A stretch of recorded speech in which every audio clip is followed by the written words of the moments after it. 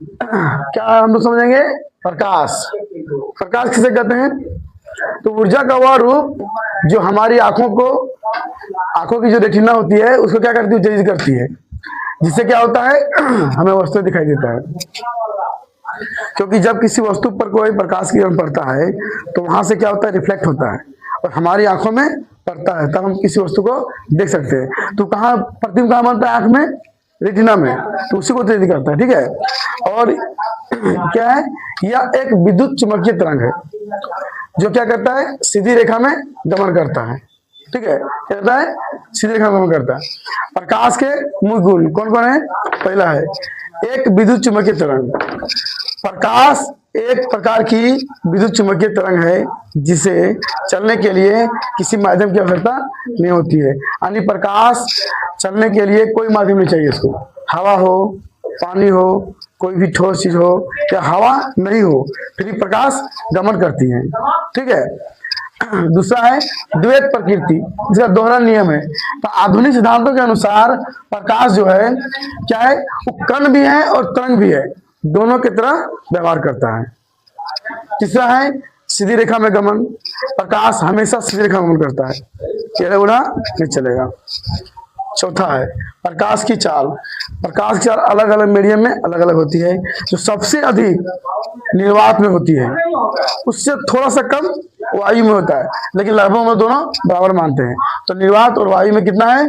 3 × 10⁸ metre पर second. ठीक है।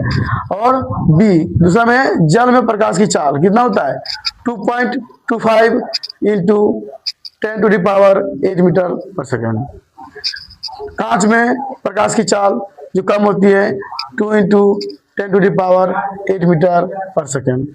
यानी कहने का मतलब ये है कि जब हम गैस से ठोस की ओर बढ़ेंगे तो प्रकाश की चाल कम होती जाएगी, है कि नहीं? यानी कि निर्वात में, अनिवायु में जो विरलता होगी अधिक होगी और ठोस में जल जाते हैं उसकी सघनता बढ़ती जाएगी। ठीक है, सिर्फ करो प्रकाश के स्रोत के बारे में। ठीक है। तो प्रकाश स्रोत किसे कहते हैं? कि वे वस्तुएं जो स्वयं प्रकाश उत्पन्न करती है और जिनसे प्रकाश निकलता है उसे क्या कहेंगे? प्रकाश के स्रोत। ठीक है। तो इसके क्या प्रकार हैं? इसके प्रकार के दो हैं, एक प्रतिदीप्त वस्तुएं है और है अप्रतिदीप्त वस्तुएं। तो प्रतिदीप्त वस्तुएं क्या है? कि वैसी वस्तुएं जिससे प्रकाश उत्सर्जित होता है, जिन वस्तु से प्रकाश निकलता है उसे क्या कहेंगे? प्रतिदीप्त वस्तुएं। इसका उदाहरण है एक प्राकृतिक स्रोत, एक है कृत्रिम स्रोत। तो प्राकृतिक स्रोत में क्या होता है? सूर्य, तारे, जुगनू जो प्रकृति में पहले से विद्यमान है नहीं, जिसे मनुष्य नहीं बनाया है। और कृत्रिम स्रोत क्या है? बल्ब, मोमबत्ती, ट्यूबलाइट, एलईडी, ये सब क्या करते हैं? ये सब लाइट देते हैं, प्रकाश स्रोत हैं, लेकिन ये सब क्या करते हैं? हम लोग बनाते हैं सबको।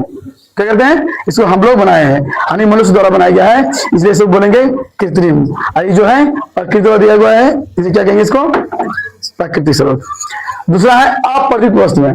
वैसी वस्तुएं होती है जिससे क्या होता है? प्रकाश उत्सर्जित नहीं होता है, परंतु प्रकाश जब पड़ता है उस वस्तु पर तो दिखता है कि नहीं? जैसे चंद्रमा, क्या चंद्रमा में लाइट है? नहीं है, क्योंकि वो क्या करता है? परावर्तन पर आधारित है। जब सूर्य की किरण जब चंद्रमा पर पड़ती है तो वहां से रिफ्लेक्ट होती है रोशनी, तो हम लोग उसे दिखाई देता है, तो लगता है कि उसमें रोशनी है, लेकिन नहीं, चंद्रमा क्या है? अप्रतिदीप्त वस्तु है, वो उससे प्रकाश नहीं निकलता है, परावर्तन से दिखता है। कुर्सी, मेज हम लोगों को क्यों दिखता है? क्योंकि उस पर प्रकाश किरण पड़ता है तो रिफ्लेक्ट होकर पड़ता है पर। नेक्स्ट पॉइंट है प्रकाश के आधार पर वस्तुओं का वर्गीकरण। कि जैसे दिया है कि वस्तुओं को प्रकाश के पारगमन के आधार पर, यानी कि किस वस्तु में प्रकाश पार होता है या किस में नहीं होता है, उसके आधार पर 3 भाग में बांटा गया है। पहला है पारदर्शी वस्तुएं, दूसरा है अपारदर्शी वस्तुएं, तीसरा है पारभासी वस्तुएं। पारदर्शी में क्या होता है कि जिन वस्तुओं से प्रकाश पूरी तरह से पार हो जाता है, ठीक है, उसे क्या कहेंगे? पारदर्शी वस्तुएं। और जिन वस्तुओं में प्रकाश नहीं पार होता है, यानी कि गमन नहीं होता है, उसे कहेंगे अपारदर्शी वस्तुएं। और पारभासी में होता है धुंधला धुंधला पार होता है। ठीक है। एग्जाम्पल में देखिए, पारदर्शी में हो जाएगा शीशा, लेंस। अपारदर्शी में हो जाएगा दीवार, दर्पण। पारभासी में हो जाएगा तेल लगा हुआ कागज या गंदा पानी जो होता है, ठीक है, उसमें क्या होता है? धुंधला प्रकाश आता है। इसको डिटेल में लोग नेक्स्ट क्लास से पढ़ेंगे। धन्यवाद। पिछली क्लास में हम पढ़े थे प्रकाश के पारगमन के आधार पर वस्तुएं 3 प्रकार की है। ठीक है, कौन कौन है? पारदर्शी वस्तुएं, अपारदर्शी वस्तुएं और पारभासी वस्तुएं। पारदर्शी वस्तु किसे कहते हैं? जिन वस्तुओं से होकर प्रकाश आसानी पूर्वक गमन करता है। ठीक है, यानी कि किसी वस्तु में हम लाइट मारेंगे या टॉर्च मारेंगे तो इस पास उस पास दिख जाए, उस वस्तु क्या कहेंगे? पारदर्शी वस्तु। जैसे लेंस या कांच हो, वायु हो, इसमें क्या होता है? प्रकाश आसानी पूर्वक गमन कर जाता है। दूसरा है अपारदर्शी वस्तु, जिन वस्तुओं से प्रकाश गमन नहीं करता, बिल्कुल नहीं। तो दीवार में टॉर्च मारेंगे, क्या बाहर जाएगा? नहीं जाएगा। क्या? दर्पण, दर्पण में क्या होता है? दूसरी साइड क्या होता है? पेंट होता है, तो अगर टॉर्च मारेंगे दर्पण में क्या पास होगा? नहीं गमन करेगा, रिफ्लेक्ट हो जाएगा। और दीवार, लकड़ी, ये सब क्या है? अपारदर्शी वस्तु। तीसरा है पारभासी वस्तु, जिन वस्तुओं से होकर प्रकाश आंशिक रूप से गमन करता है, मैंने हल्का हल्का धुंधला धुंधला। जैसे तेल लगा हुआ कागज, एक कागज लीजिए, उसमें तेल लगाइए, ठीक है, और टॉर्च मारिएगा, पूरी तरह से प्रकाश पार नहीं करेगा, धुंधला धुंधला जाएगा। ठीक है, गंदा पानी में डूबेगा। ठीक है, धन्यवाद। ठीक, आज हम लोग प्रकाश के चौथी क्लास में पढ़ेंगे प्रकाश किरण के बारे में। प्रकाश किरण किसे कहते हैं? कि परावर्तित वस्तुओं द्वारा प्रकाश सरल रेखा में सभी दिशाओं में गमन करता है। ठीक है, उसे क्या कहेंगे? प्रकाश किरण। दूसरे शब्द में बोलेंगे कि परावर्तित वस्तु से निकलकर, क्या है? परावर्तित वस्तु से प्रकाश निकलकर जिस रेखा पर गमन करता है उस रेखा को क्या कहेंगे? प्रकाश किरण कहेंगे। ठीक है, दूसरा है किरण पुंज। नेक्स्ट वन है किरण पुंज। प्रकाश की सभी किरणों, प्रकाश की सभी किरणों के समूह को क्या कहेंगे? किरण पुंज कहेंगे। यह 3 प्रकार का होता है। पहला है अपसारी किरण पुंज, दूसरा है अभिसारी किरण पुंज और तीसरा है समांतर किरण पुंज, जो समांतर पढ़ेंगे नेक्स्ट क्लास में। पहले हम लोग देखते हैं अपसारी किरण पुंज।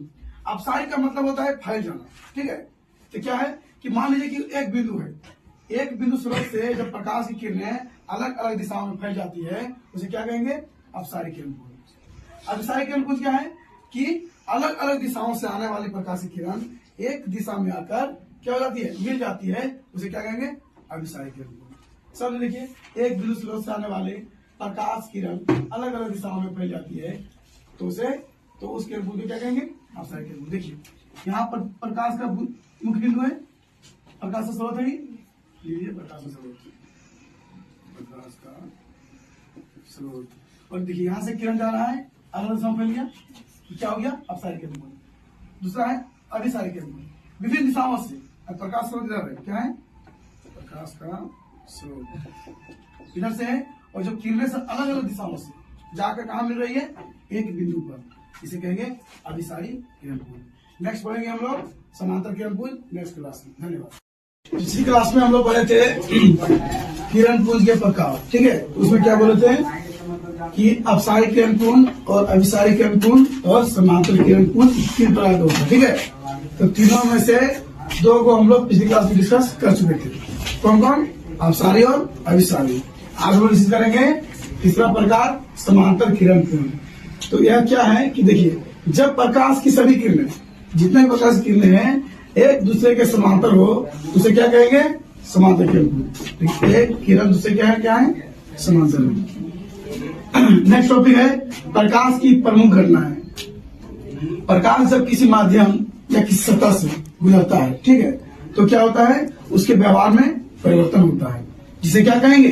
प्रकाश की प्रमुख घटनाएं। प्रकाश की बहुत सारी घटनाएं हैं, लेकिन हम लोग इस क्लास में यानी इस चैप्टर में डिस्कस करेंगे। कौन कौन? देखिए, प्रकाश की प्रमुख घटनाएं निम्नलिखित है। कौन कौन है? प्रकाश का परावर्तन, इंग्लिश में बोलेंगे रिफ्लेक्शन ऑफ लाइट। प्रकाश का विवर्तन, डिफ्रैक्शन ऑफ लाइट। प्रकाश का अपवर्तन, डिफ्रैक्शन ऑफ लाइट। प्रकाश का वर्ण विक्षेपण, डिस्पर्सन ऑफ लाइट। प्रकाश का परिकीर्णन, स्कैटरिंग ऑफ लाइट। तो आज के क्लास में हम लोग प्रकाश चैप्टर के सबसे वीवीआई पॉइंट प्रकाश के परावर्तन को देखेंगे। ठीक है, प्रकाश का परावर्तन किसे कहते हैं? जब कोई प्रकाश की किरण किसी अपारदर्शी सतह से टकराकर पुनः उसी माध्यम में लौट जाती है तो इस घटना को क्या कहेंगे? प्रकाश का परावर्तन। जैसे देखिए, ये क्या है? परावर्तक सतह, जो किससे होता है? अपारदर्शी सतह होता है। तो आपकी किरण आई उधर से, इस पर टकराने के बाद पुनः उसी माध्यम में क्या लौट गई? देखिए, परावर्तित किरण। और इसको बीच में डिवाइड करने वाला क्या है? अभिलंब। आपतित किरण और अभिलंब के बीच में बना कोण को क्या बोलते हैं? Angle of incidence. इसको हिंदी में कहते हैं आपतन कोण। दूसरा है कि परावर्तित किरण और अभिलंब के बीच में बना कोण को क्या कहेंगे? Angle of reflection. इसका नाम है क्या है? परावर्तन कोण। कोई दिक्कत है? अब प्रकाश के परावर्तन के दो नियम क्या है? पहला नियम कि आपतित किरण, परावर्तित किरण तथा आपतन बिंदु पर डाला गया विलंब तीनों एक ही तल में होते हैं। आपतित किरण, परावर्तित किरण तथा आपतन बिंदु पर डाला गया विलंब ये तीनों क्या होते हैं? एक ही तल में होते हैं। दूसरा नियम है कि आपतन कोण और परावर्तन कोण, आपतन कोण और परावर्तन कोण सदैव हमेशा बराबर होते हैं। ठीक है? कोई दिक्कत है? धन्यवाद। हम लोग पिछली कक्षा में प्रकाश के परावर्तन के बारे में बोले थे, ठीक है, और उसके दो नियम पढ़ लिए थे। आज हम लोग पढ़ेंगे प्रकाश के परावर्तन के प्रकार। तो प्रकाश के परावर्तन के कितने प्रकार हैं? दो प्रकार। कौन कौन? नियमित परावर्तन और अनियमित परावर्तन। इसको विस्तृत परावर्तन भी बोलते हैं। ठीक है? नियमित परावर्तन क्या है? जब कोई प्रकाश की किरण किसी समतल सतह पर पड़ती है, तो समतल सतह है कि नहीं? Yes sir. तो प्रकाश की किरण विशिष्ट दिशा में परावर्तित होती है, यानी निश्चित दिशा में परावर्तित होती है कि नहीं? ऐसे आया ऐसे, ठीक है, इससे आया ऐसे। तो क्या है? एक विशिष्ट दिशा है, यह परावर्तन सतह आ गया, ये दूसरा में। अनियमित परावर्तन, जब कोई प्रकाश की किरण, ठीक है, जब कोई प्रकाश की किरण किसी खुरदरे सतह पर पड़ती है जो सतह समतल नहीं हो, ठीक है, ऊपर खापर हो, तो प्रकाश की किरण अलग अलग दिशाओं में परावर्तित होती है। देखिए, आपतित किरण समान दिशा से आई कि नहीं? लेकिन देखिए इसमें परावर्तन किरण कैसे हो गया? ये किरण का उधर चल गया, ये इसे चल गया, ये इसे चल गया, अरे इसे चल गया, है कि नहीं? तो क्या हुआ? ये हो गया विस्तृत परावर्तन, ये हो गया नियमित परावर्तन। धन्यवाद। क्लास में हम लोग देखेंगे प्रकाश का चैप्टर में दर्पण के बारे में। क्या बोलेंगे? मिरर। मिरर यानी दर्पण। दर्पण क्या होता है? देखिए कि वह चिकनी और चमकदार सतह जो अपने ऊपर पड़ने वाले प्रकाश किरणों का अधिकांश भाग क्या करता है? परावर्तित कर देता है और स्पष्ट प्रतिबिंब बनाता है। ठीक है, उसे क्या कहेंगे? दर्पण। दर्पण कहेंगे। ठीक है, इसकी विशेषता क्या क्या है? कि दर्पण की सतह चिकनी और चमकदार होती है। देखे होंगे आप लोग कि उसकी जो ऊपरी सतह वो चिकना होता है पूरा, ठीक है, वो चमकता भी है, और पीछे क्या होता है? पेंट किया हुआ होता है। दूसरा है यह प्रकाश का नियमित परावर्तन करता है। नियमित परावर्तन किसमें होता है? समतल सतह में। ठीक है, तो दर्पण क्या होता है? समतल होता है। तीसरा है इसमें वस्तु का स्पष्ट प्रतिबिंब बनता है। आप लोग दर्पण में अपना फेस देखिएगा तो क्लियर दिखेगा। ठीक है, तो क्या हो गया? ये दर्पण का विशेषता हो गया। अब देखेंगे दर्पण के प्रकार, टाइप्स ऑफ मिरर। दर्पण के मुख्य रूप से दो प्रकार। कौन कौन? समतल दर्पण और गोलीय दर्पण। गोलीय दर्पण के दो प्रकार, अवतल दर्पण और उत्तल दर्पण। ठीक है, आज हम लोग देखेंगे दर्पण के प्रकारों का डिफिनेशन। ठीक है, पहला क्या है? समतल दर्पण।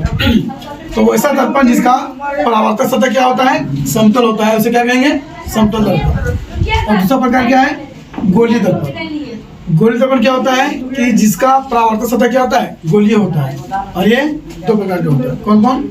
अवतल दर्पण, उत्तल दर्पण। अवतल दर्पण में क्या होता है? कि वैसा दर्पण जिसका परावर्तक सतह क्या होता है? अंदर की ओर दशा होती है, अंदर दशा है, तो परावर्तक सतह क्या है? अंदर की ओर है, इसे क्या कहेंगे? अवतल दर्पण। दूसरा है उत्तल दर्पण, वैसा दर्पण जिसका परावर्तक सतह बाहर की ओर है ना, बाहर की ओर हुआ है, इसे क्या कहेंगे? आज हम लोग प्रकाश के चैप्टर में देखेंगे कि गोलीय दर्पण के जो मेन तथ्य है, पॉइंट है उसको। ठीक है, तो जो गोला ये गोलीय दर्पण है, तो एक गोले का भाग है गोलीय दर्पण, है कि नहीं? दर्पण क्या बोलेंगे? अवतल दर्पण, क्योंकि इसका परावर्तक सतह क्या है? अंदर की ओर धंसा हुआ है। और जो जो लाइन गया है कहाँ से? पी से लेकर सी के बीच में, उसको क्या बोलेंगे? प्रधान अक्ष या मुख्य अक्ष। इसको बोलेंगे वक्रता केंद्र। ये हो गया एफ, कैपिटल एफ हो गया मुख्य फोकस। और जो मुख्य फोकस से लेकर पी यानी ध्रुव के बीच की दूरी को बोलेंगे स्मॉल एफ यानी कि फोकस दूरी और सी यानी वक्रता केंद्र और पी यानी ध्रुव के बीच की दूरी को बोलेंगे वक्रता त्रिज्या। देखिए डिफरेंस करके देखिए, ध्रुव ध्रुव कैसे करते हैं, गोलीय दर्पण के परावर्तक पृष्ठ के, गोलीय दर्पण के परावर्तक पृष्ठ के केंद्र को, जो केंद्र है, केंद्र को क्या कहेंगे, ध्रुव कहेंगे। इसे पी द्वारा सूचित किया जाता है। देखिए ये गोलीय दर्पण है कि नहीं, तो परावर्तक पृष्ठ है, लेकिन सब बीच का जो केंद्र देखिए है ना, बीच यहाँ पर है ना बीच, तो बीच को क्या बोलेंगे, पी यानी कि ध्रुव। ठीक है। दूसरा पॉइंट, वक्रता केंद्र। वक्रता केंद्र देखिए क्या है, गोलीय दर्पण जिस गोले का भाग होता है, ये जो गोलीय दर्पण है किस गोले का भाग है, इस गोले का भाग है कि नहीं, तो इस गोले का भाग है, उस गोले के केंद्र को यानी इस गोले को जो केंद्र होता है बीच में, उसको क्या कहेंगे, वक्रता केंद्र कहेंगे। ठीक है। नेक्स्ट, इसे क्या कहेंगे, इसे सी द्वारा सूचित किया जाता है, ध्यान रखिएगा। तीसरा पॉइंट है प्रधान अक्ष या मुख्य अक्ष। तो गोलीय दर्पण के वक्रता केंद्र यानी सी तथा ध्रुव यानी पी से गुजरने वाली रेखा को प्रधान अक्ष या मुख्य अक्ष कहते हैं। क्या बोल रहे हैं, वक्रता केंद्र यानी सी, क्या है वक्रता केंद्र यानी सी, और ध्रुव यानी पी।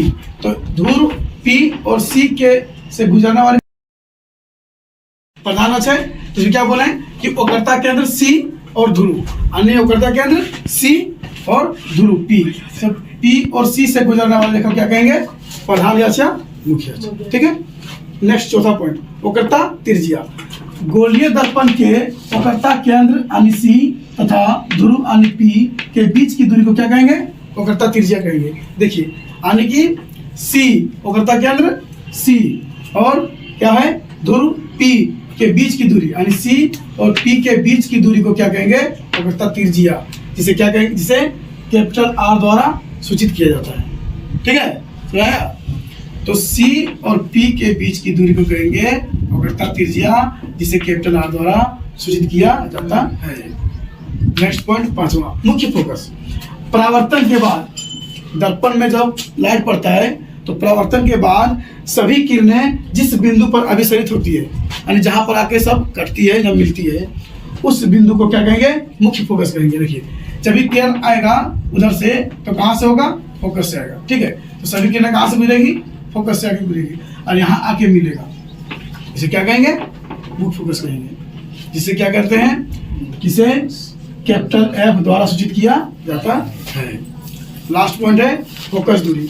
गोलीय दर्पण के मुख्य फोकस यानी कि कैपिटल एफ तथा ध्रुव यानी पी के बीच की दूरी को क्या कहेंगे, फोकस दूरी। देखिए कैपिटल एफ मुख्य फोकस, पी ध्रुव, तो एफ और पी के बीच की दूरी को क्या कहेंगे, फोकस दूरी यानी कि स्मॉल एफ। सुनाया।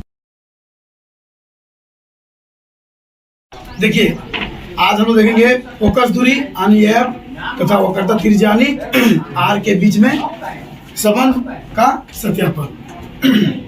तो आप लोग पिछले क्लास में देखे थे कि जो पी सी से पी की दूरी है, सी से पी की दूरी यानी वक्रता केंद्र से लेकर दूर की दूरी जो होता है उसको क्या कहते हैं, वक्रता त्रिज्या कैपिटल आर, है ना। और पी से जो एफ की दूरी है, पी से एफ की दूरी क्या कहेंगे, इसको क्या कहेंगे, छोटा एफ यानी फोकस दूरी होता है।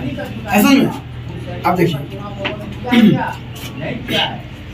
कौन ए बी सी और कौन सी बी है, कौन ए बी सी यानी कौन कौन बात हो रहा है, ए कौन, और दूसरा कौन है सी बी एफ, कौन सी बी एफ, है कि नहीं। तो ये दोनों कौन आपस में बराबर हैं, कैसे, परावर्तन के नियम से। हम क्या बोलते हैं, परावर्तन का दूसरा नियम क्या था, क्या था कि कौन आई बराबर कौन आर हमेशा बराबर होते हैं। तो देखिए आने वाली किरण आपतित किरण, और यहाँ देखो दर्पण से परावर्तन के बाद आने वाली किरण परावर्तित किरण, इसके दोनों के बीच में क्या आई, सी से उसको बिना मान लेंगे। देखिए ये हो गया आई, ये हो गया आर, यानी कि आई बराबर आर यानी भाई ए बी सी और सी बी एफ बराबर होगी। ठीक है। दूसरा है आप लोग मेरे से पढ़े होंगे एकांतर कोण। देखिए ए बी सी यानी ये कोण, और बी सी एफ यानी ये कोण। देखिए ये कोण और ये कोण समान हो गए, क्यों, एकांतर कोण का, क्योंकि ये रेखा जो है और ये रेखा जो है दोनों समांतर हैं और जब उसमें कोई तिरछी लाइन खींची जाती है तो एक अंतर बिंदु क्या होते हैं, समान होते हैं। आगे देखिए समद्विबाहु त्रिभुज BCF में कौन कौन त्रिभुज देखिए BCF यानी समद्विबाहु त्रिभुज का बात हो रहा है ना? आप देखना है समद्विबाहु त्रिभुज BCF में, देखिए त्रिभुज का है BCF, ये त्रिभुज का बात हो रहा है, ठीक है। तो समद्विबाहु त्रिभुज में क्या होते हैं, यदि आधार पर का कोण बराबर होता है तो दो भुजाएं क्या होते हैं, समान होते हैं। यानी त्रिभुज में तो क्या भुजा है CF और BF दोनों क्या है, बराबर है, समीकरण 1।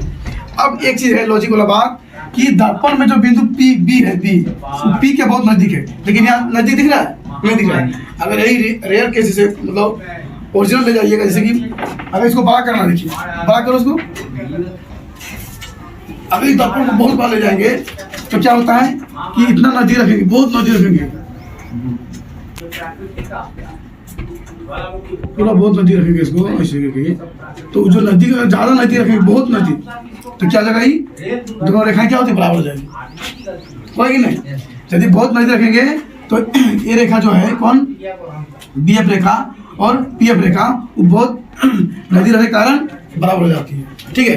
तो नजदीक होने के कारण क्या हो गया, PF और BF बराबर हो गया, BF और PF बराबर हो गया।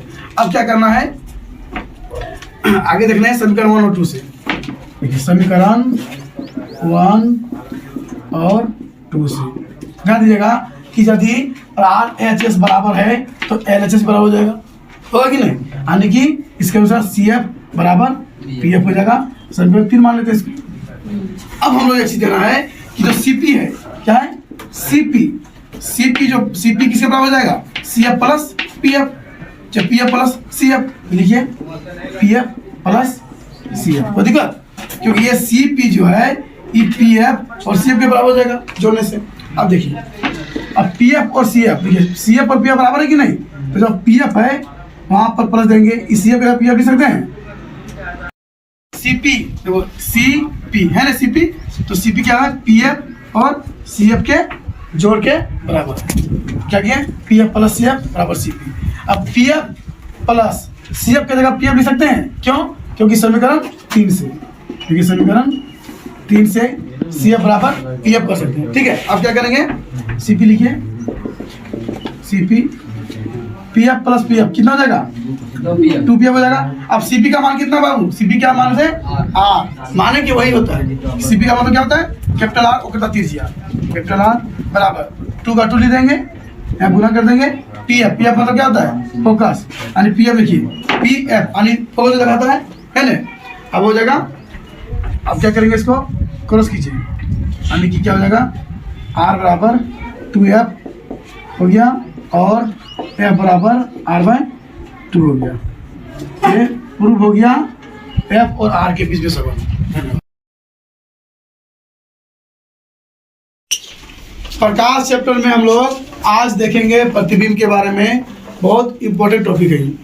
प्रतिबिंब किसे कहते हैं कि किसी बिंदु स्रोत से आने वाली प्रकाश की किरणें परावर्तन या अपवर्तन के बाद जिस बिंदु पर मिलती है या मिलती हुई प्रतीत होती है उसे उस बिंदु स्रोत का प्रतिबिंब कहलाता है। जैसे देखिए कि मान लीजिए दर्पण है, क्या है, दर्पण है, ये प्रधान अक्ष है, यहाँ फोकस है, यहाँ कर्ता केंद्र है। मान लीजिए यहाँ कोई व्यक्ति खड़ा है, ठीक है। अब इससे क्या हुआ, एक किरण गया दर्पण में, कहाँ से गुजरेगा, फोकस से गुजरेगा।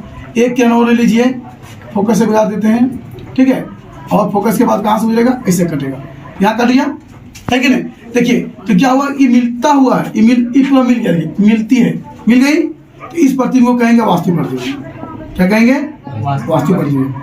लेकिन कभी कभी क्या होता है कि जब इधर नहीं करता है तो दर्पण के पीछे काल्पनिक रेखा में करना पड़ता है, उससे कहते हैं काल्पनिक प्रतिबिंब। आगे देखिए कि प्रतिबिंब के 2 प्रकार हैं, कौन कौन, वास्तविक प्रतिबिंब और काल्पनिक प्रतिबिंब। तो वास्तविक प्रतिबिंब देखिए यही है, जो रेखा वास्तविक में कटा है उसे क्या कहेंगे, वास्तविक प्रतिबिंब। देखिए क्या है, किसी बिंदु स्रोत से आने वाली प्रकाश की किरणें परावर्तन या अपवर्तन के बाद जिस बिंदु पर वास्तव में मिलती है, जिस बिंदु पर वास्तव में, वास्तव मिल गया है ना, वास्तव मिल गया, इसे क्या कहेंगे, वास्तविक प्रतिबिंब। लेकिन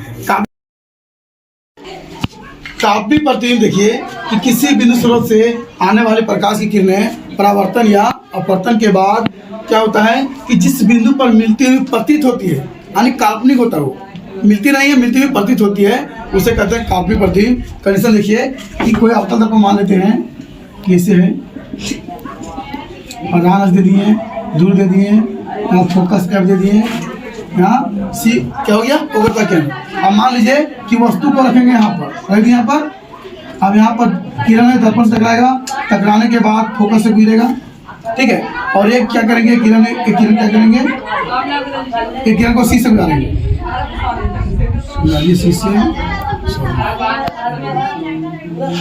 ना। तो क्या देखिए वास्तव में रेखा कहीं कटेगा ही, कहीं नहीं कटेगा, इधर नहीं कटेगा। तो क्या करते हैं कि दर्पण के पीछे काल्पनिक रेखा खींचेंगे। देखिए यहाँ कट गया, यहाँ कट गया, इसका प्रतिबिंब कहाँ बनेगा, यहाँ बनेगा। लेकिन जो रेखा कटा है क्या ये वास्तविक रेखा है नहीं, ये दर्पण के पीछे काल्पनिक रेखा खींचा गया है, वहां पर कटा है, यानी मिलती हुई प्रतीत हो रही है, इसलिए काल्पनिक प्रतिबिंब है। यानी जब कोई रेखा वास्तव में मिलती है तो उसे कहेंगे वास्तविक प्रतिबिंब, या मिलती हुई अगर कोई रेखा प्रतीत होती है किरण तो उसे कहते हैं काल्पनिक प्रतिबिंब, ठीक है। तो देखिए वास्तविक प्रतिबिंब, वास्तव में रेखा कटी है यहाँ पर, ये हो गया वास्तविक प्रतिबिंब। और ये देखिए दर्पण के पीछे कल्पना में है, काल्पनिक है, ये रेखा क्या है, काल्पनिक रेखा है, तो क्या हो गया ये काल्पनिक प्रतिबिंब, ठीक है। धन्यवाद।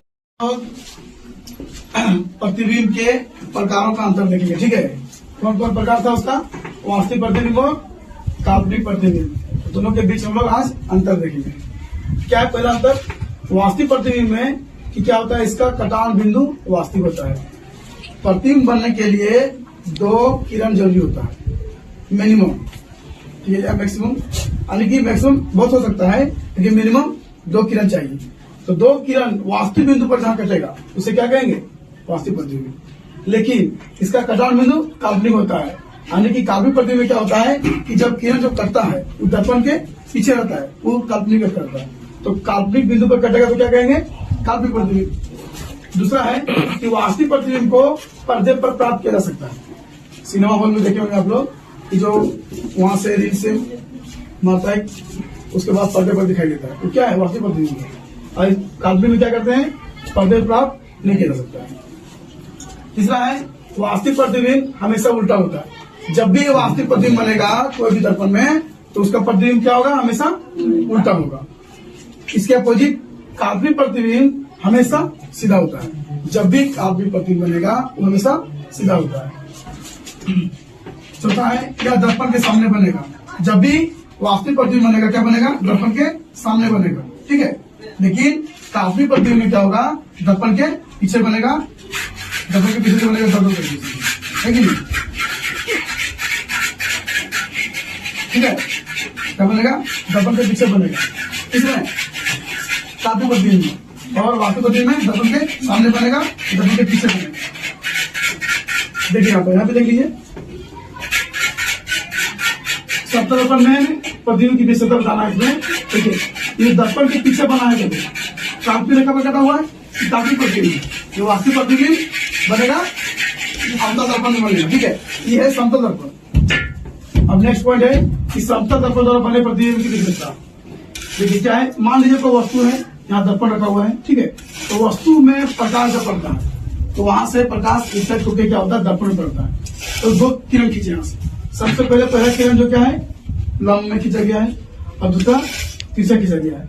तो जो रेखा इस पर आया तो परावर्तन के बाद क्या हुआ, 90 डिग्री पर बना है ये वाला, तो क्या होगा उसी में चल जाएगा, आया उसी में चल गया।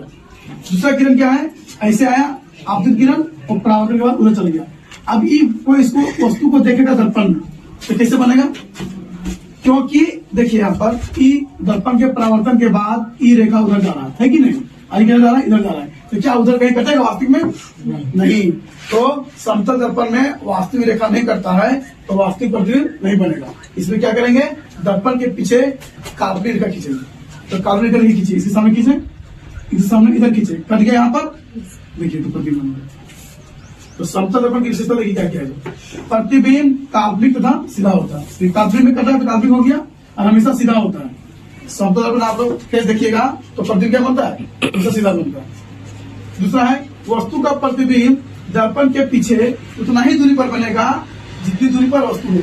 मान लीजिए कि वस्तु यहाँ से लेकर यहाँ तक की दूरी 5 मीटर है, तो प्रतिबिंब दर्पण से यहाँ की दूरी भी 5 मीटर होगी। तो देखा। तीसरा है वस्तु का आकार प्रतिबिंब के आकार के बराबर होता है। मान लीजिए इसका आकार इतना है, तो इसका प्रतिबिंब का आकार भी इतना ही होगा, बड़ा छोटा नहीं होगा। तीसरा है, चौथा है प्रतिबिंब पार्श्व परावर्तित होता है। इसका मतलब क्या हुआ, अर्थात कि आप लोग देखिएगा समतल दर्पण में बायां भाग दाहिना दिखेगा और दाहिना भाग बायां दिखेगा, इसको बोलते हैं पार्श्व परावर्तित। धन्यवाद। आज हम लोग क्लास 10 के प्रकाश चैप्टर के महत्वपूर्ण नियम के बारे में देखेंगे कि किसी भी दर्पण में यानी गोलीय दर्पण में हम लोग प्रतिबिंब कैसे बनाएंगे। तो गोलीय दर्पण में प्रतिबिंब बनाने के लिए कम से कम 2 किरण की आवश्यकता होती है कि नहीं। तो दोनों किरण को जहाँ करता है, वास्तविक में जहाँ करता है वो वास्तविक प्रतिबिंब होता है, और काल्पनिक जहाँ करता है उसे काल्पनिक प्रतिबिंब कहते हैं। तो आज देखते हैं पहला नियम बनाने का कि जब प्रकाश की किरण अवतल दर्पण में मुख्य अक्ष के समांतर आपतित होती है। देखिए हम मुख्य अक्ष बनाते हैं, पहले ये क्या हो गया, दूर हो गया, यहाँ क्या हो गया, फोकस हो गया, यहाँ क्या हो गया, वक्रता केंद्र हो गया। तो जब कोई प्रकाश किरण मुख्य अक्ष के समांतर, मुख्य समांतर आ गया, आपतित होती है, तो परावर्तन के बाद, देखिए परावर्तन यहाँ होगा, उसके बाद कहाँ से गुजरेगी, मुख्य फोकस से गुजरेगी, मुख्य फोकस से गुजरेगी। सॉरी, देखिए ये हो गया पहला नियम, ठीक है। दूसरा नियम देखिए कि जब कोई प्रकाश की किरण अवतल दर्पण के, जब कोई प्रकाश किरण अवतल दर्पण के मुख्य फोकस से होकर आपतित होती है, बनाइए यहाँ पर प्रधान अक्ष बन गया, मुख्य बन गया, यहाँ देंगे P, यहाँ होगा F, यहाँ होगा C। तो क्या बोला है कि आपतित किरण जो है अवतल दर्पण के मुख्य फोकस से होकर आपतित होती है। देखिए कैसे आएगा, ठीक है, यानी मुख्य फोकस से क्या हो गया, आपतित किरण आया। अब परावर्तन के बाद क्या हुआ, देखिए तो परावर्तन के बाद मुख्य अक्ष के समांतर से गुजरेगी, तो मुख्य अक्ष ये हो गया, इधर समांतर से गुजरेगा, ये हो गया दूसरा नियम, ठीक है। 2 नियम और है, नेक्स्ट क्लास में देखेंगे। धन्यवाद। अब तीसरा नियम है कि अवतल दर्पण के वक्रता केंद्र से गुजरने वाली प्रकाश की किरण परावर्तन के बाद उसी दिशा में लौट जाती है। देखिए ये है अवतल दर्पण, प्रधान अक्ष है, यहाँ मुख्य फोकस है, यहाँ वक्रता केंद्र, ठीक है। तो आपतन होने वाली किरण कहाँ से आएगी, वक्रता केंद्र से, है कि नहीं। तो वक्रता केंद्र से गुजरने वाली आपतित किरण परावर्तन के बाद क्या करेगी, उसी दिशा में लौट जाएगी, ठीक है। यह है आपका तीसरा नियम। चौथा नियम क्या है, अवतल दर्पण के धुर की ओर, अवतल दर्पण के धुर की ओर मुख्य अक्ष से तिर्यक दिशा में खींची गई। हो गया मुख्य अक्ष, ये हो गया धुर, मुख्य फोकस सी। क्या बोल रहे, देखिए धुर की ओर मुख्य अक्ष के तिर्यक दिशा में, यानी तिर्यक दिशा में ऐसे देखिए, ऐसे आने वाली आपतित किरण दिशा में आपतित होने वाली प्रकाश की किरण तिर्यक दिशा में ही परावर्तित हो जाती है। देखिए क्या होगा, इसी दिशा में उल्टा इसका जाएगा, ठीक है। जब मुख्य अक्ष के तिर्यक दिशा से आएगी आपतित किरण, तो परावर्तन के बाद क्या होगा, उसके ही विपरीत तिर्यक दिशा में ही लौट जाएगी। धन्यवाद। अब हम लोग जो भी 4 रूल बताए हैं अवतल दर्पण का, ठीक है, वो 4 रूल को रिवीजन करेंगे। पहला रूल क्या था कि जब कोई अवतल दर्पण में प्रकाश की किरण, ये हो गया आपका प्रधान अक्ष, मुख्य फोकस, वक्रता केंद्र। तो अवतल दर्पण में जब कोई प्रकाश की किरण मुख्य अक्ष यानी कि प्रधान अक्ष के समांतर आती है, ठीक है, तो कहाँ से गुजरेगी वो, परावर्तन के बाद मुख्य फोकस से, कहाँ से, मुख्य फोकस से। ये पहला नियम, ठीक है। दूसरा नियम क्या था, दूसरा नियम देखिए, अवतल बना रहे हैं P F C। दूसरा नियम क्या था कि जब कोई प्रकाश की किरण मुख्य फोकस से गुजरेगी, यानी कि जब कोई प्रकाश की किरण मुख्य फोकस से आपतित होगी, तो क्या होगा, तो उसकी प्रकाश से कहाँ से आएगा, प्रधान अक्ष के समांतर आ जाएगा, प्रधान अक्ष के समांतर। तीसरा नियम,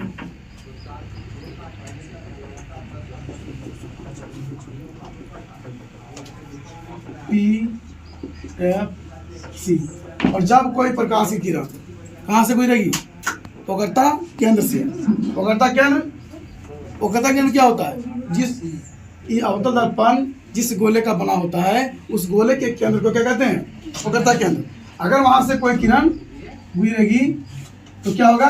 परावर्तन के बाद कहाँ से जाएगा? उसी में चल जाएगा। ठीक है, कहाँ जाएगा? उसी रेखा में चल जाएगा। चौथा,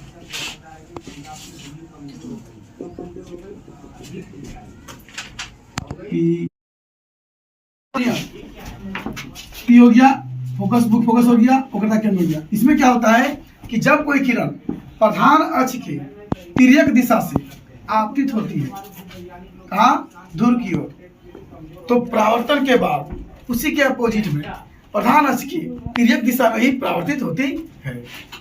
ऐसे, ठीक है। ये 4 नियम आप लोग याद कर लीजिए। आप लोग को अवतल दर्पण का जो छेद कंडीशन में जो बनता है प्रतिबिंब, वो सब क्लियर हो जाएगा। धन्यवाद। अब हम लोग देखेंगे नेक्स्ट पॉइंट में कि अवतल दर्पण में वस्तु की स्थिति क्या है? वस्तु की स्थिति। तो वस्तु स्थिति क्या है? पहले बनाएंगे अवतल दर्पण। बना दिए दर्पण, ठीक है। हो गया प्रधान अक्ष, है ना? यहाँ हो गया ध्रुव, यहाँ हो गया फोकस, यहाँ हो गया सी। पता क्या? तो पहली स्थिति में वस्तु कहाँ रहेगी? अनंत पर। कहाँ रहेगी? अनंत पर। चलिए वस्तु को आदि मान लेते हैं, है कि नहीं? दूसरी स्थिति में कहाँ रहेगी वस्तु? सी से परे। कहाँ रहेगा? सी से परे। तीसरी स्थिति में वस्तु कहाँ रहेगी? सी पर। कहाँ रहेगी? सी पर। चौथी स्थिति में कहाँ रहेगी? सी और एफ के बीच। कहाँ रहेगी? सी और एफ के बीच। पांचवी स्थिति में वस्तु रहेगी मुख्य फोकस पर। कहाँ रहेगी? मुख्य फोकस पर। और छठी स्थिति में वस्तु रहेगी पी और एफ के बीच। ठीक है। तो 6 कंडीशन में वस्तु का प्रतिबिंब हम लोग बनाना सीखेंगे नेक्स्ट क्लास में। इसका प्रतिबिंब कहाँ बनेगा? इसका प्रतिबिंब कहाँ बनेगा? इसका प्रतिबिंब कहाँ बनेगा? इसका कहाँ बनेगा? इसका कहाँ बनेगा? इसका कहाँ बनेगा? तो ठीक है। इसको बनाने के लिए जो 4 नियम बताएं वो नियम याद करना बहुत जरूरी है। वो 4 नियम याद रहेगा। उसी नियम से, चारों नियम में से 2 किरण का प्रयोग करके हम लोग प्रतिबिंब बनाएंगे। धन्यवाद। आज की क्लास में हम लोग प्रकाश चैप्टर के अवतल दर्पण में बने प्रतिबिंब का किरण आदि द्वारा निरूपण देखेंगे। ठीक है। पहला पॉइंट क्या है कि अवतल दर्पण में विभिन्न स्थितियों में रखे बिंब यानी वस्तु के प्रतिबिंब को किरण आरेख द्वारा निरूपण। पहला क्या है? हम बताए थे कि वस्तु 6 जगह रखते हैं। ठीक है। तो पहला स्थिति कहाँ है कि जब वस्तु अनंत दूरी पर हो। देखिए हम वस्तु रखते हैं अनंत दूरी पर, कर देते हैं ए बी। ठीक है। दूर से आएगा, डॉट कर देते हैं। किरण आई, देखिए ये आने वाली किरण क्या है? प्रधान अक्ष के समांतर है। तो कहाँ से गुजरेगी? मुख्य फोकस से। परावर्तन के बाद कहाँ से गुजरेगी? मुख्य फोकस से। इधर से भी वही तो जाएगा। देखिए अब परावर्तन के बाद किरण कहाँ पर कटा? फोकस पर। ठीक है। तो प्रतिबिंब कहाँ बनेगा? फोकस पर। ठीक है। देखिए तो प्रतिबिंब की प्रकृति क्या है कि वास्तविक तथा उल्टा। प्रतिबिंब वास्तविक बनेगा क्योंकि देखिए परावर्तन के बाद वास्तविक रेखा से कटा है जो दर्पण के सामने बना है। तो क्या होगा? वास्तविक प्रतिबिंब। और वास्तविक प्रतिबिंब हमेशा उल्टा होता है। दूसरा पॉइंट क्या है कि प्रतिबिंब कहाँ बनेगा? फोकस पर। कहाँ बनेगा? फोकस पर। तीसरा पॉइंट है कि प्रतिबिंब जो बना है इतना बड़ा वस्तु का प्रतिबिंब अत्यंत छोटा बना है, बिंदु आकार का। ठीक है। अब दूसरी स्थिति है कि जब वस्तु वक्रता केंद्र यानी सी से परे हो। तो वस्तु रखिए यहाँ पर, वस्तु ए बी वस्तु मान लिए। यहाँ से किरण जाएगी मुख्य अक्ष के समांतर, तो परावर्तन के बाद मुख्य फोकस से गिरेगी। ठीक है। अब जो 4 नियम बताए थे उसमें से एक नियम हो गया, और जो 3 नियम और था वो तीनों नियम में से एक को भी ले सकते हैं। या तो आप सी से गुजार सकते हैं, या तो आप एफ से गुजार कर समांतर ला सकते हैं, या तो ध्रुव से भी ला सकते हैं। ठीक है। तो कोई भी एक नियम ले लेते हैं। मान लीजिए फोकस से गुजारेंगे। ठीक है। फोकस से गुजर गया, और जब फोकस से आपतित किरण आती है तो परावर्तन के बाद प्रधान अक्ष के समांतर भी रहेगी। ठीक है। गुजर गई, प्रतिबिंब कहाँ बनेगा, यहाँ बनेगा, यानी ये बी। अब देखना है प्रतिबिंब की प्रकृति। तो प्रतिबिंब की प्रकृति क्या है कि प्रतिबिंब वास्तविक बनेगा तथा उल्टा, है ना। देखिए दर्पण के सामने बना प्रतिबिंब तो वास्तविक बना है, और देखिए उल्टा है, उल्टा हो गया। अब प्रतिबिंब बना कहाँ पर है, एफ तथा सी के बीच, एफ तथा सी के बीच प्रतिबिंब बनता है, और प्रतिबिंब जो है वस्तु से छोटा है, वस्तु से छोटा है। धन्यवाद। अब हम लोग देखेंगे तीसरी स्थिति, ठीक है। जब वस्तु वक्रता केंद्र यानी सी पर हो, तो वक्रता केंद्र कहाँ है, सी, यहाँ सी पर वस्तु रखते हैं, ठीक है, ए बी। यहाँ से पहली किरण जाएगी, दर्पण टकराएगी, परावर्तन के बाद कहाँ से गुजरेगी, फोकस से गुजरेगी, ठीक है, गुजर गई। अब दूसरी किरण खींचते हैं, कहाँ से, एफ से, एफ से आने वाली आपतित किरण परावर्तन के बाद कहाँ से गुजरेगी, सी, कहाँ से गुजरेगी, मुख्य अक्ष के समांतर, ठीक है। तो प्रतिबिंब कहाँ बना, सी को थोड़ा सा करते हैं यहाँ पर, प्रतिबिंब यहाँ बना है ना, यानी ये डैश बी डैश प्रतिबिंब बन गया, ठीक है, यहाँ सी है।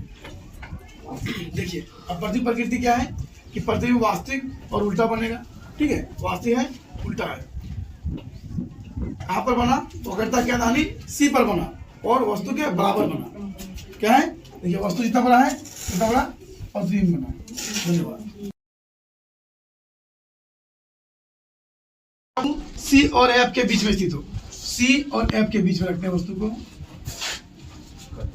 A B.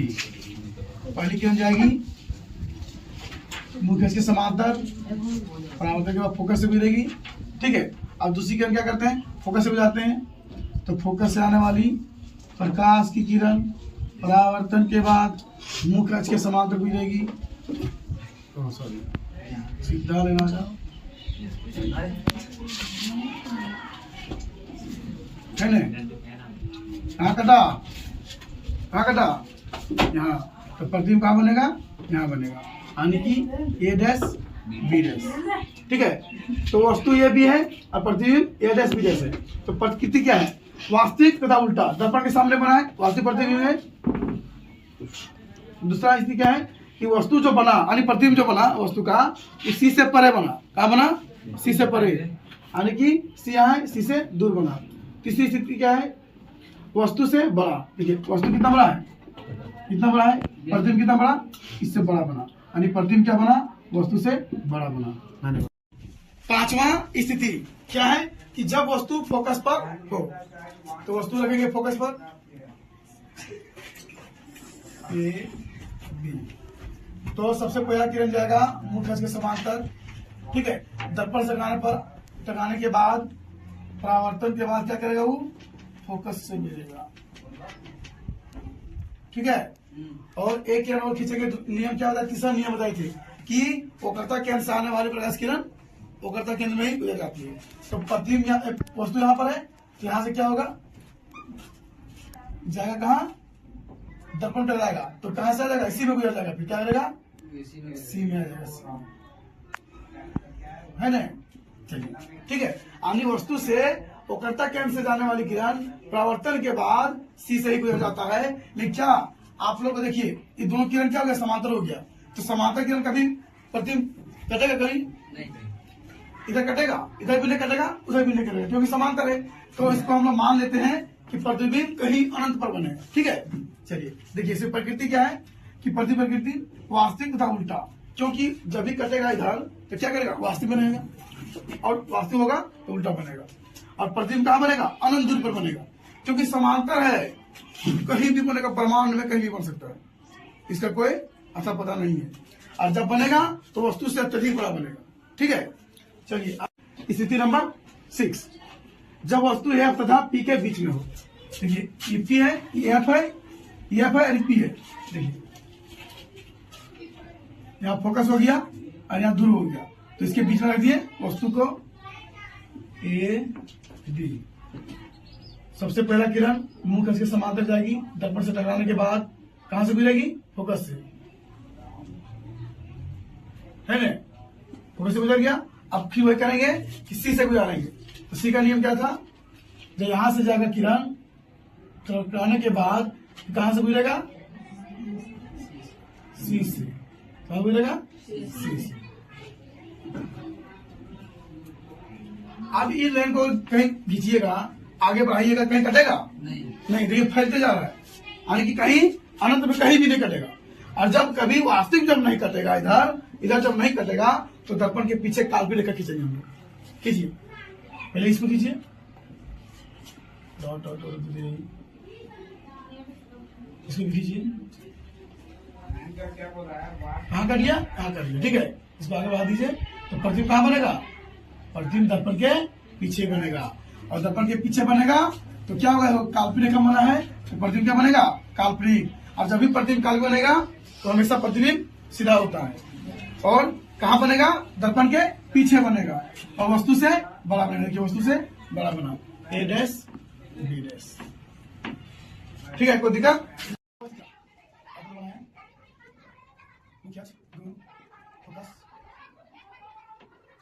सबसे पहले उसको कर लो अनंत, ठीक है। अनंत है कहां से मिलेगा, क्या बात फोकस, तो अनंत की वस्तु का प्रतिबिंब फोकस बनेगा। दूसरी स्थिति क्या था, सी क्या था, प्रतिबिंब वस्तु आएगा सी से परे, सी से थोड़ा दूर, स्थिति आएगी मुझे इसके परावर्तन के बाद फोकस मिलेगी और एक किरण देंगे जो फोकस मिलेगी। और परावर्तन के बाद कहां से आएगी, फोकस के समांतर कटेगा यहाँ पर, यानी कि प्रतिबिंब कहां बनेगा, ए बी होगी वस्तु, प्रतिबिंब बनेगा ए डैश बी डैश, यानी कि सी और एफ के बीच। इसकी कंडीशन, इसकी स्थिति क्या है, हो गया एफ हो गया सी। प्रतिबिंब रखेंगे आप इस बार सी पर, रखेंगे सी पर ए बी, प्रतिबिंब किरण जाएगी पूरा समांतर, फोकस मिलेगी, एक किरण खींचेंगे, कटेगा यहाँ पर, सीधा क्या बनेगा, यहाँ कटेगा ए डैश बी डैश, यानी इस पर क्या बनेगा, प्रतिबिंब वस्तु के बराबर बनेगा। चौथी कंडीशन, वस्तु देंगे सी और एफ के बीच में, सीधी जाएगी, फोकस मिलेगी, फोकस जाएगी, कटेगा, यानी सी से परे बनेगा प्रतिबिंब A B A dash B dash. पांचवी कंडीशन, हमने वस्तु लेगा कहां पर, फोकस पर,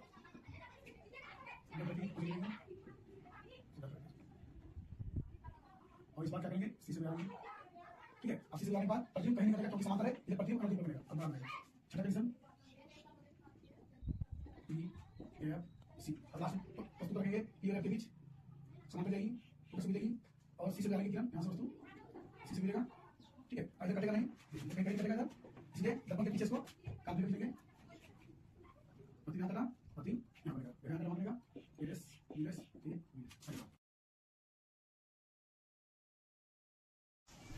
के चैप्टर में देखेंगे उत्तल दर्पण में किरण आगे बढ़ाने का नियम। अवतल हम लोग पढ़ लिए, अब पढ़ना है उत्तल दर्पण।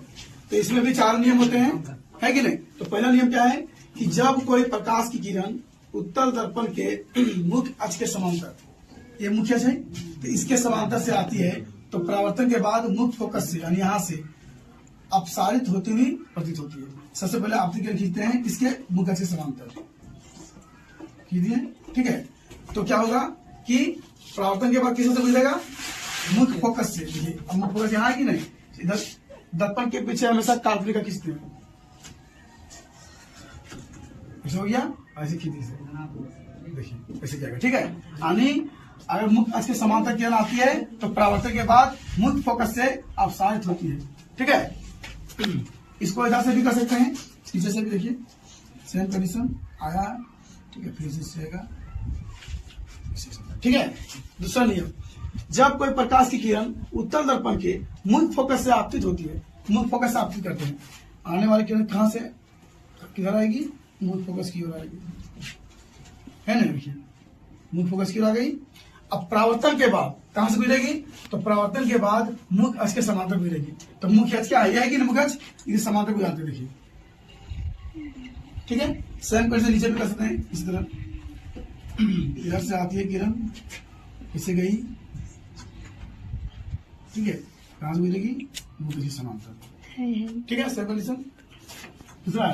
तीसरा नियम है कि जब कोई प्रकाश की किरण उत्तल दर्पण की वक्रता केंद्र से आपतित होती है, वक्रता केंद्र कहाँ है, यहाँ है कि नहीं, देखिए इधर की ओर आएगा।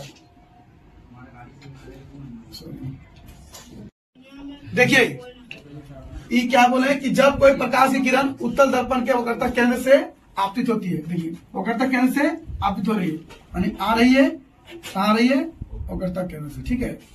तो परावर्तन के बाद क्या होगा, परावर्तन के बाद उसी दिशा में परावर्तित हो जाती है, देखिए इसी में चल जाएगा, यानी इसी में, देखिए इसी, ठीक है। सेम आप नीचे से भी कर सकते हैं, इसे देखिए, इसे आएगा, इसी में वापस लौट जाएगा। अब एक लास्ट नियम चौथा, उत्तल दर्पण की ओर मुख्य फोकस, मुख्य अक्ष के तिर्यक दिशा में, उत्तल दर्पण की ओर मुख्य अक्ष के तिर्यक, ये मुख्य अक्ष है, तो इसके तिर्यक कैसे बताएगा, कैसे होगा, इसके तिर्यक हो गया, तिर्यक दिशा में आपतित किरण परावर्तन के बाद उसी तिर्यक दिशा में परावर्तित हो जाती है, और जिस तरह से आया तो क्या होगा, इसी में परावर्तित हो जाएगा, इससे। असल में ये 4 नियम है उत्तल दर्पण के लिए, और ये 4 नियम आप लोगों को क्लियर हो जाएगा। तो उत्तल दर्पण में जितना भी, उत्तल दर्पण में किरण आने बाने के नियम का रिवीजन करेंगे, ठीक है। क्या है, देखिए पहला नियम क्या था कि जब कोई आपकी किरण मुख्य अक्ष से समांतर आती है, ठीक है, तो परावर्तन के बाद फोकस से अपसारित होती हुई प्रतीत होती है, फोकस से अपसारित हुई है कि नहीं। इसको नीचे से भी करते हैं, एक जगह भी कर सकते हैं, समांतर गई मुख्य अक्ष के, फोकस से आती हुई प्रतीत होती है। दूसरा नियम क्या था कि जब कोई प्रकाश किरण फोकस की ओर आपतित होती है, देखिए फोकस की ओर आपतित हुई, तो दर्पण के पीछे लोग काल्पनिक रेखा खींचेंगे, ठीक है। तो परावर्तन के बाद क्या होगा, मुख्य अक्ष के समांतर परावर्तित होगा, देखिए इसको ऐसे भी कर सकते हैं, फोकस की ओर परावर्तन के बाद मुख्य अक्ष के समांतर हो जाएगी। तीसरा नियम क्या था कि जब कोई प्रकाश किरण वक्रता केंद्र की ओर आती है, तो देखिए दर्पण के पीछे काल्पनिक खींचेंगे, तो क्या होगा, उसी दिशा में लौट जाएगा, और देखिए आया, इसी में चल जाएगा। आप इसे नीचे भी कर सकते हैं, इसे गया, इसी में वापस आ गया। चौथा नियम क्या था कि जब कोई प्रकाश किरण मुख्य अक्ष के तिर्यक दिशा में क्या धूल में टकराएगा, क्या धूल में, तो क्या होगा, इसी के अपोजिट, इसी के मुख्य अक्ष के तिर्यक में ही परावर्तित हो जाएगा। धन्यवाद। आज हम लोग उत्तल दर्पण में विभिन्न स्थितियों में रखे बीम यानी वस्तु के प्रतिबिंब को किरण आरे द्वारा निरूपण करेंगे, ठीक है। उत्तल दर्पण में 2 स्थितियों में प्रतिबिंब को, वस्तु को रखा जाता है, और अवतल में कितना रखे थे, 6 जगह पर, लेकिन उत्तल में कितना रखेंगे, 2 जगह पर। पहला कहाँ रखेंगे, जब वस्तु अनंत पर हो, और दूसरा कहाँ रखेंगे, तो वस्तु अनंत तथा दूर यानी पी के बीच हो। तो पहली कंडीशन देखेंगे हम लोग कि जब वस्तु अनंत पर हो। चलिए मानिए वस्तु ये है और बी है, दोनों आया है कि नहीं। मुख्य अक्ष के समांतर जब किरण आती है तो क्या होता है, फोकस से होती हुई अपसारित होती प्रतीत होती है। देखिए इसे करेंगे, ठीक है, इसको इसे करेंगे। अब देखिए, अब इधर वास्तव में कभी किरण कटेगा, कभी नहीं कटेगा, इसलिए दर्पण के पीछे काल्पनिक रेखा खींचेंगे।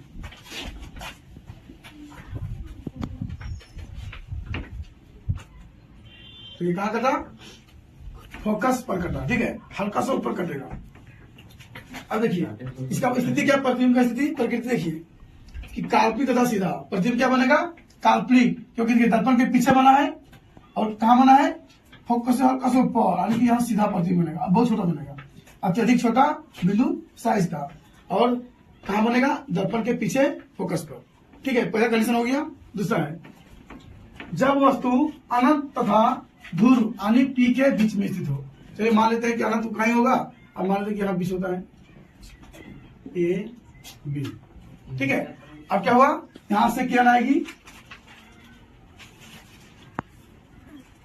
मुख्य के समांतर, तो सबसे पहले नियम था यही था कि मुख्य फोकस से अपसारित होती है।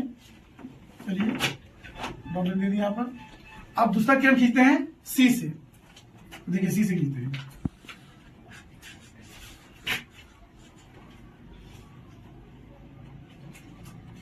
यहां से तो डॉट लाइन आएगा, तो यहां से किरण आएगा, ठीक है, तो इसे डॉट लाइन कर देंगे पीछे, इसी में आएगा तो क्या होगा, इसी में वापस लौट जाएगा, सी से गुजर करता, ठीक है। तो देखिए कहां कटा किरण, यहां कटा, आने की प्रतिबिंब कहां बनेगा, यहां बनेगा ए डैश बी डैश। प्रतिबिंब ए भी था, यहाँ वस्तु ए भी था, प्रतिबिंब ए डैश बी डैश बना। तो देखिए वस्तु से छोटा बना है और सीधा बना है, तो प्रतिबिंब काल्पनिक बना क्योंकि दर्पण के पीछे बना, सीधा बनेगा क्योंकि जब भी वस्तु काल्पनिक बनेगी, प्रतिबिंब काल्पनिक बनेगा तो क्या बनेगा, सीधा बनेगा, और वस्तु से छोटा बना है कि नहीं, वस्तु छोटा है और दर्पण के पीछे पी तथा एफ के बीच में बनेगा। धन्यवाद।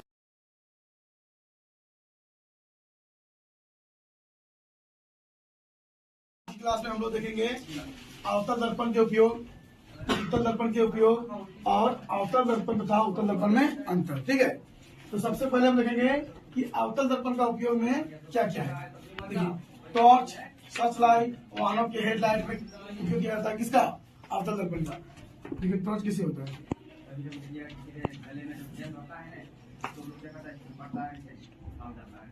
ये टॉर्च है। ठीक है, तो टॉर्च में क्या होता है, यहाँ लगा होता है अवतल दर्पण, यहाँ लगा होता है, ऐसे लगा होता है, यहाँ होता है बल्ब।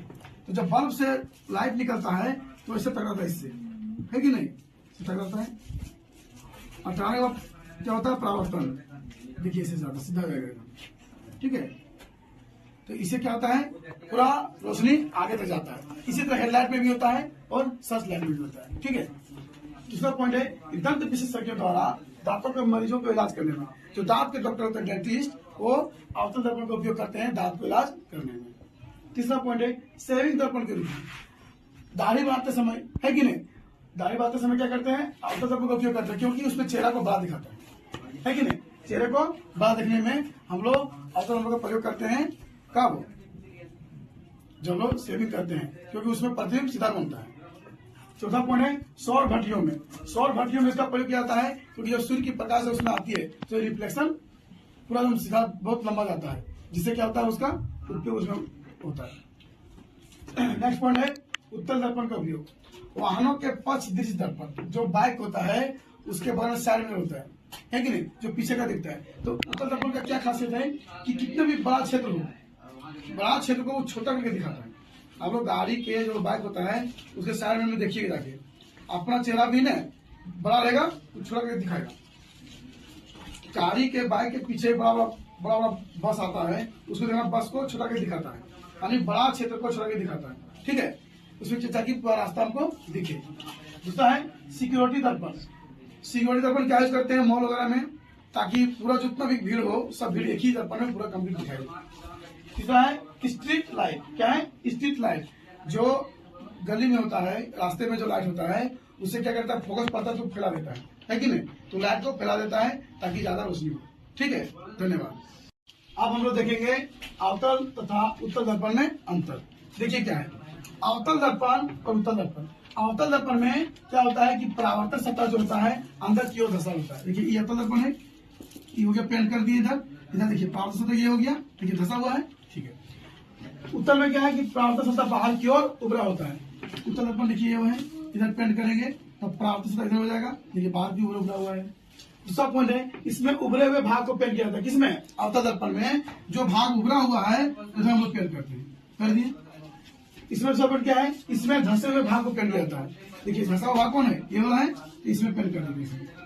ठीक है, तीसरा पॉइंट है इसमें वास्तविक तथा काल्पनिक दोनों प्रतिबिंब बनता है। हम लोग बताए थे हम कि अवतल दर्पण में सभी प्रतिबिंब कहाँ बनते हैं, वास्तविक बनते हैं, लेकिन जब एफ तथा ध्रुव के बीच में रखते हैं तो प्रतिबिंब कहाँ बनता है, पीछे बनता है, यानी काल्पनिक बनता है। इसमें दोनों प्रतिबिंब बनेगा। इसमें क्या है, इसमें हमेशा काल्पनिक बनेगा।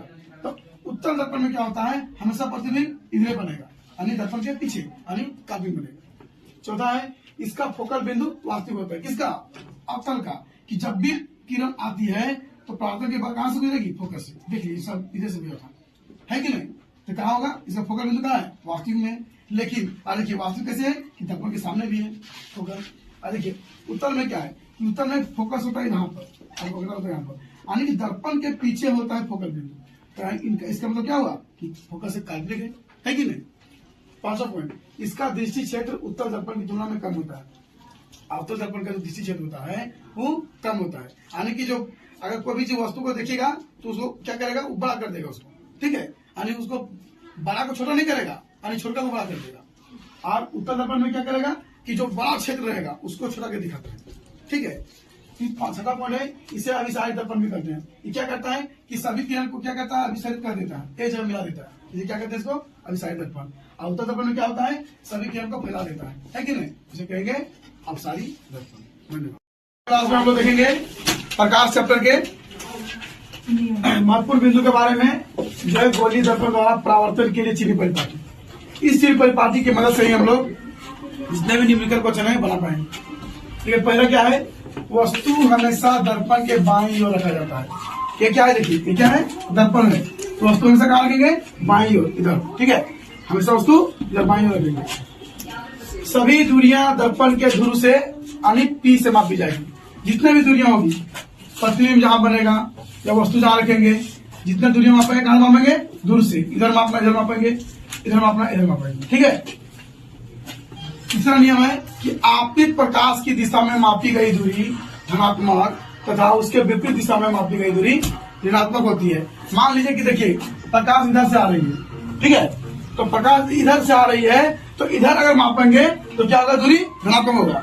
मान लीजिए कि 30 से मापेंगे हम, और हमको इधर मापना है, तो प्रकाश दिशा किधर है, उधर है, तो उधर दिशा में मापेंगे तो क्या हो जाएगा, प्लस। लेकिन अगर कहीं यहां से हम इधर मापेंगे, लेकिन प्रकाश इधर से आ रही है और मापेंगे हम इधर, तो विपरीत हो गया, तो क्या हो जाएगा, इधर मापेंगे तो माइनस हो जाएगा। देखिए इधर मापेंगे तो प्लस, क्योंकि प्रकाश की दिशा में है, और इधर मापेंगे तो माइनस, क्योंकि प्रकाश के विपरीत दिशा में है। चौथा पॉइंट, गोलीय दर्पण के मुख्य अक्ष से ऊपर मापी गई दूरी धनात्मक तथा नीचे मापी गई दूरी ऋणात्मक होती है। देखिए ये गोलीय दर्पण हो गया, ये हो गया मुख्य अक्ष, इसके ऊपर अगर दूरी मापेंगे तो पॉजिटिव होगा, प्लस, और अगर इसके नीचे मापेंगे तो क्या हो जाएगा, माइनस। पांचवा पॉइंट क्या है, देखिए अवतल दर्पण की फोकस दूरी हमेशा ऋणात्मक तथा उत्तल दर्पण की फोकस दूरी हमेशा धनात्मक होती है। देखिए सर क्यों होता है, अवतल दर्पण में फोकस यहाँ होता है कि नहीं, ठीक है, तो कोई भी किरण जब आती है तो परावर्तन के बाद कहां से जाती है, फोकस से। ठीक है, तो अगर हम फोकस से गुजरेगी तो हम दूरी कहां से मापेंगे, दूर से, तो किधर मापेंगे, फोकस इधर है, बाईं ओर है, प्रकाश की दिशा इधर होती है, तो अगर उल्टा माप रहे हैं कि नहीं, तो इधर मापेंगे तो क्या होगा, माइनस होगा। तो फोकस कहाँ है, इधर है, तो क्या होगा, माइनस हो जाएगा। लेकिन उत्तर दर्पण में क्या, देखिए उत्तर दर्पण फोकस यहाँ होता है कि नहीं, आपको प्रकाश के जब आएगी इधर तो ऐसे हो जाता है, तो क्या होगा, दर्पण के पीछे डॉट लाइन में आएगा। तो अगर यहाँ P है, अगर फोकस की ओर मापेंगे दूरी, किधर मापेंगे, दाईं हो जाएंगे, अब प्रकाश दिशा किधर है, इधर है, और इधर मापेंगे क्या होगा, प्लस। इसलिए आप उत्तर दर्पण की फोकस दूरी पॉजिटिव होती है और अवतल दर्पण की फोकस दूरी नेगेटिव होती है। ये हमेशा याद रखना है। धन्यवाद। आज हम लिखेंगे क्लास 10 के प्रकाश के परावर्तन चैप्टर में दर्पण सूत्र और आवर्धन के बारे में जानेंगे, जो न्यूमेरिकल क्वेश्चन के लिए बहुत ही महत्वपूर्ण है। दर्पण सूत्र क्या है कि गोलीय दर्पण के फोकस दूरी यानी स्मॉल एफ, वस्तु की दूरी यानी u तथा प्रतिबिंब की दूरी v के आपसी संबंध को दर्पण सूत्र कहते हैं, अर्थात 1/v प्लस 1/u equal to 1/f। Next point है आवर्धन, इसको इंग्लिश में बोलते हैं मैग्निफिकेशन। प्रतिबिंब की ऊंचाई तथा वस्तु की ऊंचाई के अनुपात को आवर्धन कहते हैं, अर्थात आवर्धन बराबर क्या होता है, प्रतिबिंब की ऊंचाई बटा में वस्तु की ऊंचाई। इंग्लिश में क्या बोल सकते हैं इसको, शॉर्ट में m equal to h dash बटा में h, अथवा इसका जो फॉर्मूला होता है, गोलीय दर्पण का आवर्धन क्या है, गोलीय दर्पण का आवर्धन प्रतिबिंब की दूरी के ऋणात्मक मान यानी कि माइनस v तथा वस्तु की दूरी के धनात्मक मान यानी प्लस u का भी अनुपात होता है। कौन, आवर्धन, अर्थात आवर्धन बराबर प्रतिबिंब की दूरी यानी माइनस v और वस्तु की दूरी यानी प्लस u, अर्थात क्या हुआ, m equal to minus v by u। दोनों समीकरण को इक्वल करने के बाद, मर्ज करने के बाद क्या बनता है, देखिए m equal to finally h dash बटा में h equal to minus v by u। ठीक है, इस फॉर्मूला से हम आवर्धन के रिलेटेड कोई भी क्वेश्चन बना सकते हैं। धन्यवाद। आज हम लोग देखेंगे प्रकाश के परावर्तन चैप्टर में आवर्धन के लिए महत्वपूर्ण तथ्य। ठीक है, देखिए आवर्धन के बारे में हम लोग पढ़ लिए थे। अब देखना है कि यदि आवर्धन का मान क्या होगा, आवर्धन का मान अगर पॉजिटिव आता है तो वह प्रतिबिंब कैसा बनाएगा, काल्पनिक। ठीक है, यदि आवर्धन पॉजिटिव हो तो काल्पनिक प्रतिबिंब बनेगा, और यदि आवर्धन नेगेटिव हो तो वास्तविक प्रतिबिंब बनेगा। ठीक है, तीसरा है कि यदि m बराबर 1 हो, m का मान अगर 1 आ जाता है तो प्रतिबिंब क्या होगा, वस्तु के बराबर। चौथा, यदि m 1 से बड़ा हो, यदि आवर्धन 1 से बड़ा हो तो प्रतिबिंब वस्तु से बड़ा बनेगा, और यदि m 1 से छोटा हो तो प्रतिबिंब वस्तु से छोटा बनेगा। छठा पॉइंट है कि यदि आवर्धन पॉजिटिव के साथ साथ m छोटा हो 1 से तो क्या होगा, उत्तल दर्पण होगा।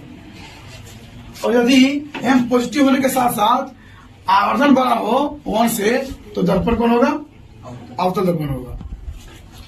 आठवां पॉइंट है कि यदि m नेगेटिव हो तो अवतल दर्पण होगा।